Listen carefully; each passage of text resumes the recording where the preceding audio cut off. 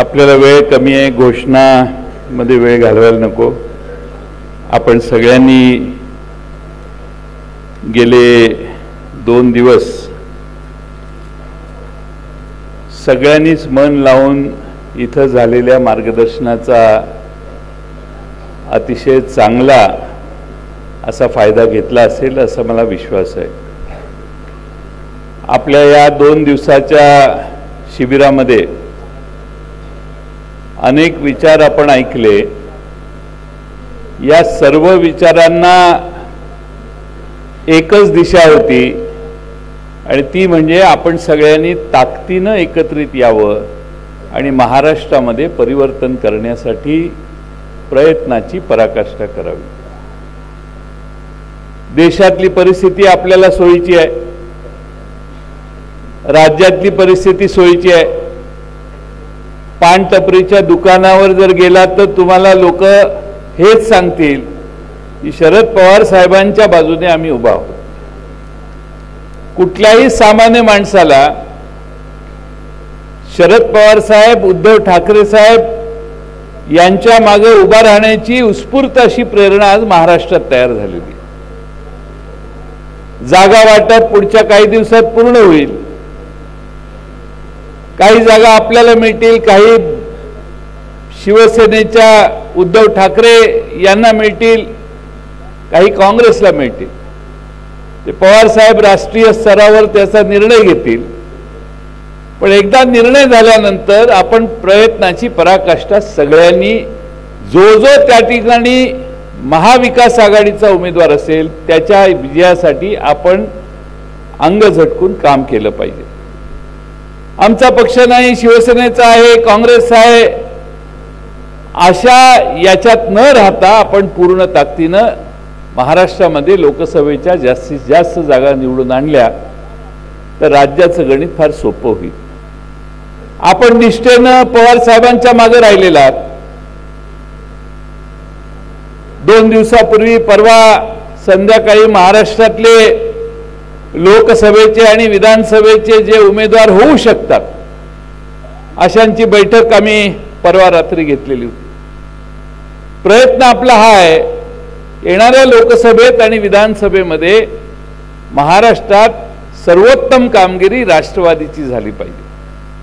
आणि ही करत असताना काही मुठभर लोकांनी तुमच्या मतदारसंघामध्ये वेगळी भूमिका घेतली असली तरी तुम्ही खालच्या सामान्य माणसाला विचारायला गेला तर माणसं म्हणतील की आम्हाला आता नवा नेता हुडकायचा आहे. आणि त्या नव्या नेत्याचा शोध आपल्या सगळ्यांना आहे. एखाद्या मतदारसंघातले सगळेच निघून गेले असतील तर त्या ठिकाणी नवा माणूस उभा करण्याचं काम, ज्याच्या मागे सर्वमान्यता असेल आणि सर्वांचा पाठिंबा असेल असा माणूस उभा करण्याचं काम देखील आपल्या सगळ्यांना करायचं. आणि म्हणून माझी पहिली विनंती आहे, मी नेहमीच सांगत असतो की तळागाळापर्यंत पोचायचं काम करूया. आणि तळागाळापर्यंत पोचत असताना काल शेवटचं एक प्रेझेंटेशन नीरज जैन यांनी केलं. थोडासा वेळ झाला होता, आपली थोडीशी क्षमता ऐकण्याची कमी झालेली होती. पण त्यातला मुद्दा हा आहे की या पवार साहेबांच्या आणि राष्ट्रवादीच्या मागे, पुरोगामी विचाराच्या मागे आम्ही का राहिलोय याचं स्पष्टीकरण त्या प्रेझेंटेशन मध्ये होतं. अर्धवट राहिलं. परत काही जिल्ह्यांमध्ये ठेवायची व्यवस्था मी मगाशीच त्यांना आणि इतर जिल्ह्याच्या अध्यक्षांना बोलवून केलेली आहे. आपल्या सर्वांना माझी विनंती आहे की पुढच्या काळात अनेक गोष्टी होणार आहेत. प्रचंड भपकेबाजपणा समोरच्या बाजूला दिसेल. सरकार त्यांचं असल्यामुळे सरकारचं व्यासपीठ हे पक्षाचं व्यासपीठ आहे असं समजून काही लोक देशात आणि महाराष्ट्रात वागतायत. आणि त्यामुळे त्या भपकेबाजीला घाबरू नका. सत्ता असते त्यावेळी असा फुगवटा असतो. त्यामुळं हा जो फुगवटा असतो तो ज्यांच्यासाठी गोळा झालेला असतो त्यांच्या विजयासाठी नसतो, अंदाज घेण्यासाठी असतो की हे येणार आहेत का दुसरे येणार आहेत. त्यामुळे सभेतली निम्मी माणसं विचार करत असतात यांचं सरकार येईल का त्यांचं सरकार, आणि ती बाजू कुणाचीच बाजू घेत नाहीत ती लोक.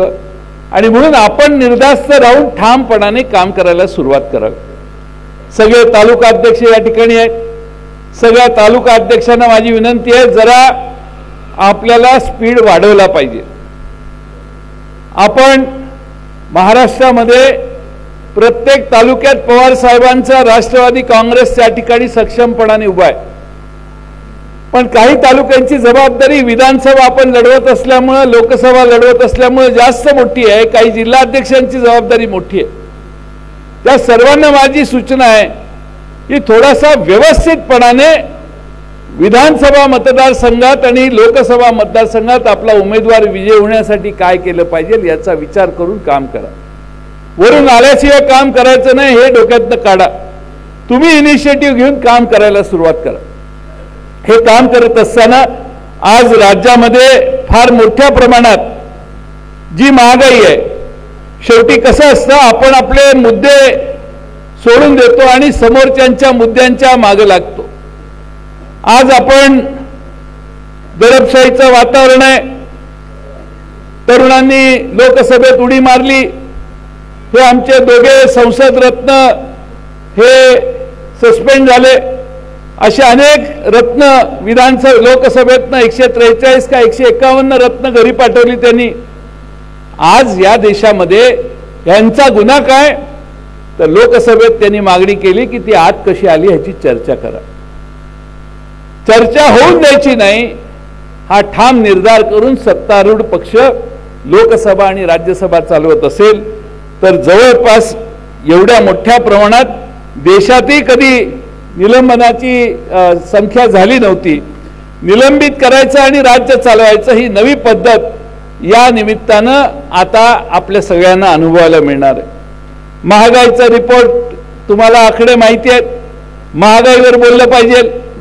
महागाई झाल्यानंतर या देशातल्या बेकारीवर आपण बोललं पाहिजे.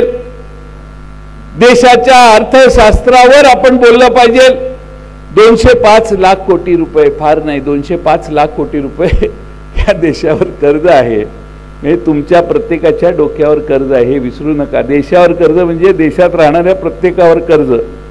आणि त्यामुळे 205 लाख कोटी रुपये जर कर्ज आपल्या डोक्यावर झाले असेल आणि इंटरनॅशनल मॉनिटरी फंडाने सांगितलेलं असेल की आता 81% जीडीपी कर्ज जे आहे त्या जीडीपीच्या 81% झालेलं आहे. अजून जरा पुढे गेलं तर 100% जाईल आणि मग शेजारच्या बांगलादेश आणि श्रीलंकेसारखी अवस्था होण्याची शक्यता आहे. याची देखील लोकांना जरा जाणीव करून द्या. मी आपल्याला हे का सांगतोय तर आपण दुसऱ्या मुद्द्यांवर चर्चा करत असतो. राम सगळ्यांचाच आहे पण त्यात अडकू नका. राम आपलाही आहे, त्यांचा आहे, कुणाचा आहे, सगळ्यांचाच आहे. राम काही आपला नाही असं नाही. आपणही सर्वजण रामभक्त आहोत. त्यामुळे याच्यात अडकू नका. या देशातल्या राज्याच्या आणि देशाच्या सरकारमध्ये बसलेल्या लोकांच्या उणीवा लोकांच्या समोर मांडायचं काम करा. आणि त्यासाठी माझी आपल्याला विनंती आहे की तुम्हाला माहिती आहे का नाही माहित नाही, पण फॅमिली सेव्हिंग्ज या दशकामध्ये सगळ्यात निश्चांक कुटुंबाच्या सेव्हिंगमध्ये, कुटुंबाच्या बचतीमध्ये देशात 10 वर्षात सगळ्यात निश्चांकी वर्ष हे आहे. एवढी महागाई वाढलेली आहे की आता संसारातलं काही बचत करायला राहिलं नाही. अशी परिस्थिती देशातल्या अनेक कुटुंबाची आहे. त्यावर बोला. राज्याच्या इकॉनॉमीवर बोला. राज्याच्या इकॉनॉमीबद्दल मी सांगितलं तुम्हाला. काही माजी आमदार, माजी खासदार आणि आमदार इथं आहेत. राज्य सरकारने बजेट मांडलं. ते बजेट मांडलं त्या दिवशी सरकारने सांगितलं 17,000 कोटी रुपये आमचे डिफिसिट आहे. हे 17,000 कोटी जून मध्ये विधानसभेचं अधिवेशन झालं. 44,000 कोटी रुपये डिफिसिट आहेत.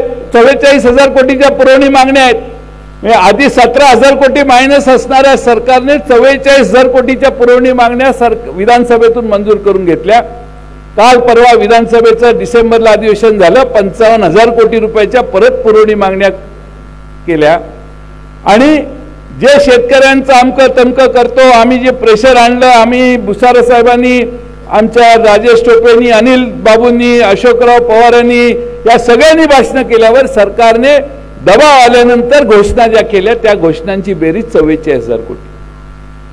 म्हणजे खिशात नसताना या राज्य सरकारने 1,60,000 कोटी रुपयाची आश्वासनं महाराष्ट्राला दिलेली आहे. तुम्हाला वाटत असेल आता नारळ पडला, हे पूल होईल, तो रस्ता होईल, काही होणार नाही, काळजी करू नका. कारण 50 कोटी रुपयाच्या कामाला 1-2 कोटी दिले, टेंडर काढले. टेंडर काढल्यावर जो त्या भाषा आहे त्याने त्याचा हिशेब आहे, नारळ पडलेला आहे, इव्हेंट झालेली आहे. आता पेमेंट करायला सरकारच्या तिजोरी जयसिंगराव गायकवाड पैसे नाहीत. तुमचा कोण मित्र कॉन्ट्रॅक्टर असेल तर त्याला सांगा, जेवढे अकाउंटवर आहेत तेवढंच काम कर, जादा केलं तर घोटाळा होईल. कारण महाराष्ट्रामध्ये 1,60,000 कोटी, म्हणजे माझी प्रॉपर्टी 10 कोटीची असेल आणि मी 60 कोटीची आश्वासनं दिली असतील तर ते गणित महाराष्ट्रातल्या जनतेचा आणि आमदारांची फसवणूक आहे असं माझं मत आहे. ते बिचारे आमदार आता भयाने गेलेले आहेत की आपल्याला पैसे मिळाले पाहिजेत. बरेच आमदार आमच्याकडच्या जवळचे म्हणतात की काय आपल्याला काहीच निधी नाही मिळाला, त्यांना फार निधी मिळाला. अरे त्यांना निधी मिळालेला नाही आहे, त्यांना नुसती हूल दिलेली आहे.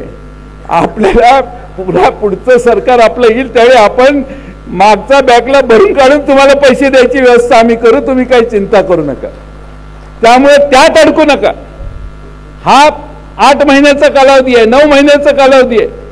आपण सगळ्यांनी ताकदीनं लढलो तर महाराष्ट्रात शरद पवार साहेबांनी 50-60 आमदार शून्याचे आणायचे, एकदा नाही, दोनदा नाही, 3दा कर्तबगारी केलेली आहे.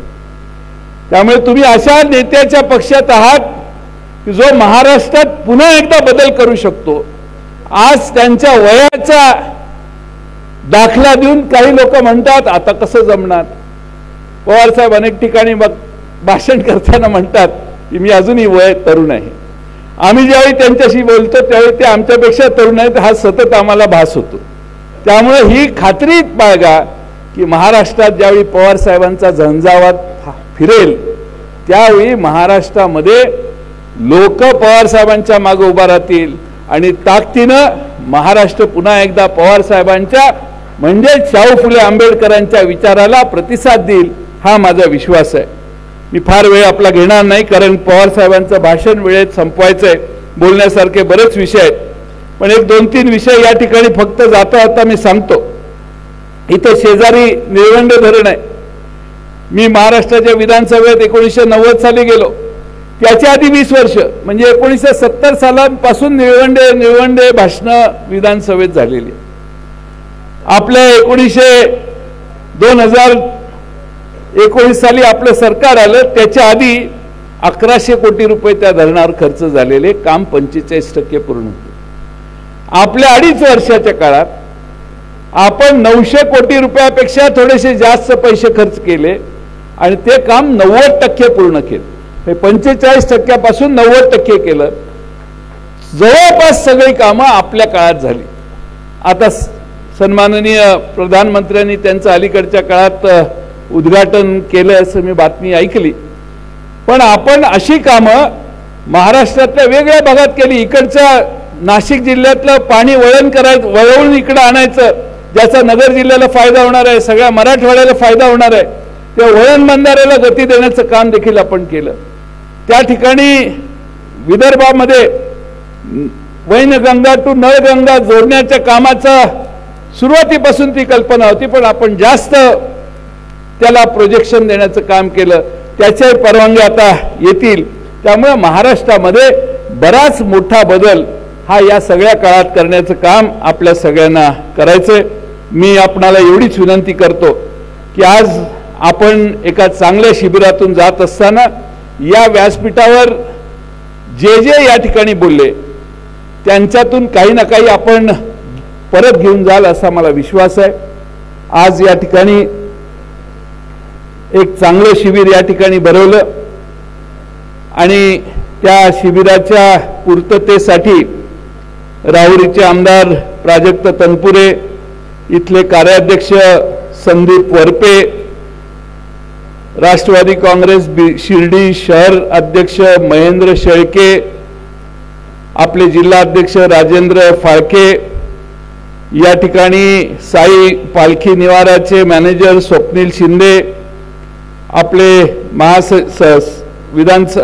पक्षाचे सचिव सरचिटणीस बसवराज पाटील, शेखर माने, या निमित्तानं राहुरी तालुका राष्ट्रवादी काँग्रेस पक्षाचे सगळेच कार्यकर्ते जे रात्रंदिवस हॉटेलमध्ये आणि इथं राबतायत, ते सगळे आमचे राहुरी तालुका प्रोजेक्टच्या बरोबरचे सगळे सहकारी, या सगळ्यांचे आभार मानतो।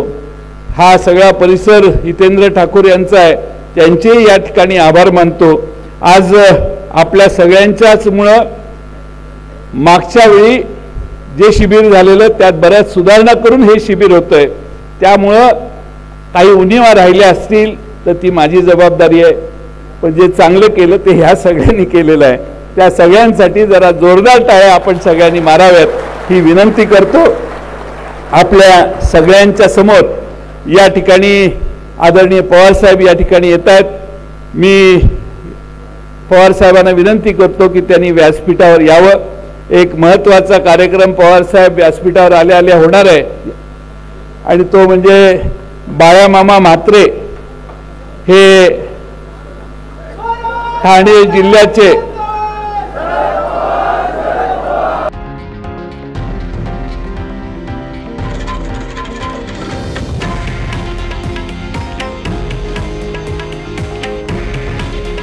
हे आहे देशातील नंबर 1 न्यूज नेटवर्क आणि आपण पाहत आहात TV9 मराठी।